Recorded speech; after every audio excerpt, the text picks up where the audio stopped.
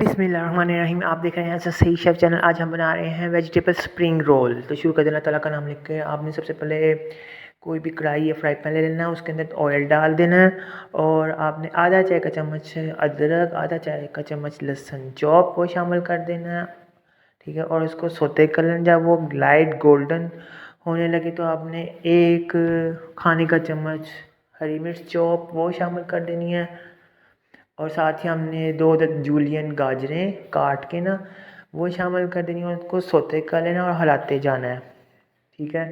जब ये आपको लगे कि हल्की सी सोते हो गई है, नरम हो गई है, तो आपने इसके अंदर एक अदद प्याज बड़ी जूलियन काट के वो शामिल कर देनी है, ठीक है।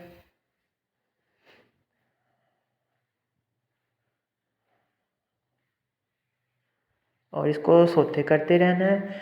जब आपने देखा प्याज और गाजर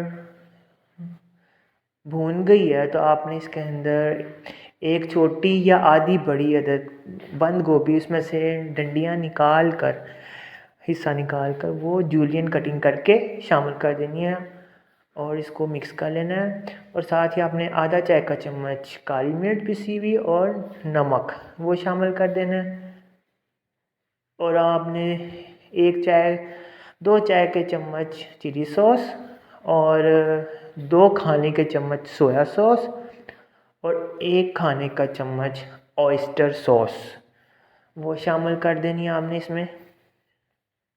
और ये ऑयस्टर सॉस डाल दें 1 खाने का चम्मच और मिक्स कर लेना है।